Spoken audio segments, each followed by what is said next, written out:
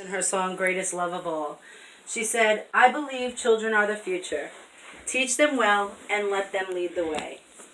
Every one of us in this room is affected by the decisions that are made when voting, and it is important that citizens that are old enough to pay taxes should have a say in who we elect. I have done some extensive research on lowering the voting age, examining both sides of the debate. We must prepare our children to make informed decisions and empower our lawmakers to allow younger generations new, creative, and innovative ideas to propel us into a future.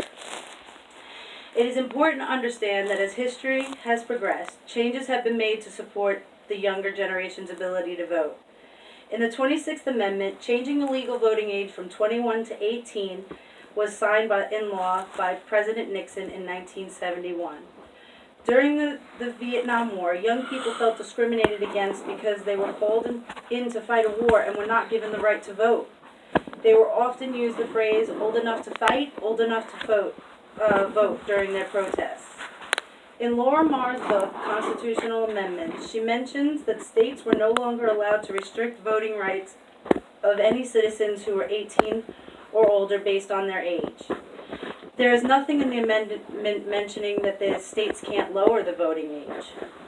During a time of change, we need to draft younger citizens into war, and society is changing.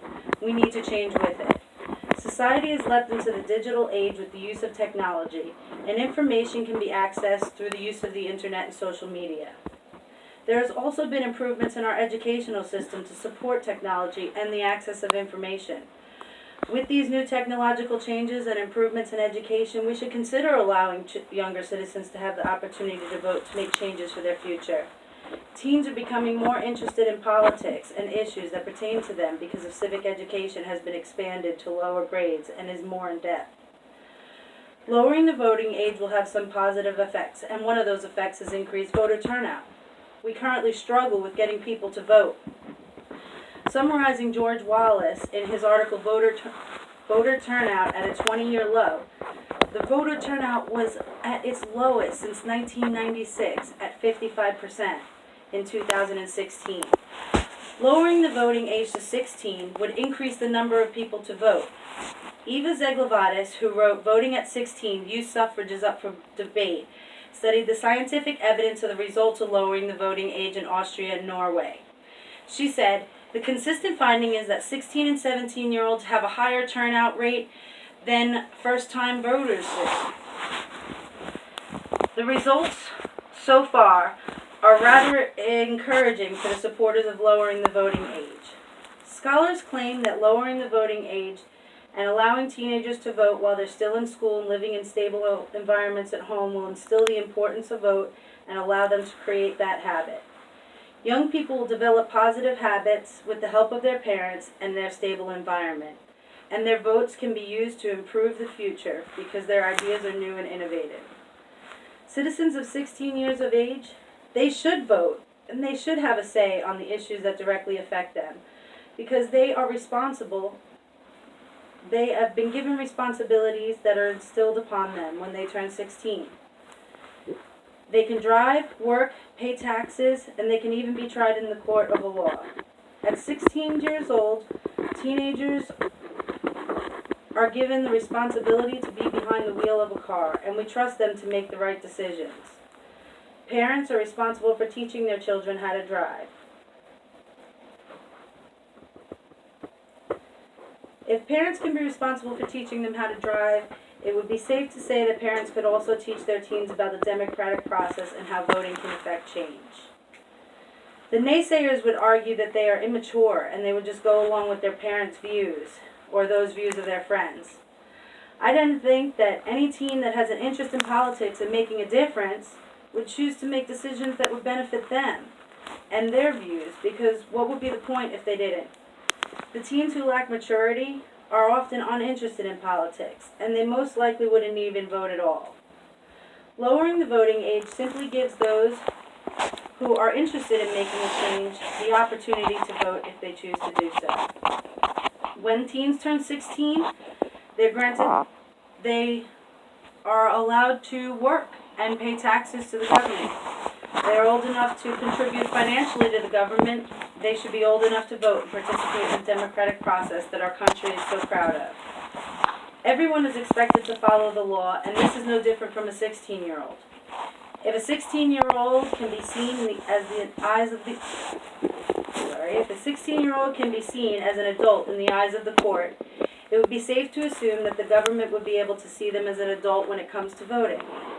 It is important to understand that we can't be hypocritical when it comes to 16-year-olds. We can't say that they can be held to adult standards on issues regarding the law and then turn around and tell them that they can't vote because they're not old enough. That just doesn't seem fair. Students at the age of 16 are educated in school on many different topics. They participate in voting for student council and electing members in the voting process in school. In class, they debate various topics, and they're expected to research both sides before forming an opinion. My 17-year-old started debating in the 9th grade, where she learned how to research different topics and make informed decisions that can affect her future. Even though these elections are on a smaller level, they're still learning the basic principles on how to make informed decisions when voting. Ava Zeglovatis mentions that there is a possibility of changes for raising awareness to the political process, and the additions to the school curricula could affect the interest that is developed among young teens. In my son's 3rd grade class, they held mock elections in which presidential candidates they would choose, and they discussed some of the issues that would arise during the debates, and this was in 3rd grade. If children that young are learning about the government and the electoral process, and parents take initiative to discuss the issues with them, by the time they turn 16, they should be able to make decisions on the issues and platforms that matter to them the most. In an article entitled "Getting Young People to Cast Their Votes," an anonymous author quotes Mary Jane McKittrick. "I believe that children need more than just a history lesson about democracy. I think they need to be shown how the democratic process works, and how people can make changes locally and around the country by raising their voices and availing themselves of the rights citizens in a free and democratic society. If parents and teachers work together to help children develop critical thinking skills at a young age, they will grow up with the understanding that you need to vote based on the issues that matter to you and not just go along with other people. This will help prepare them for being able to properly vote and make a difference and change in their own futures."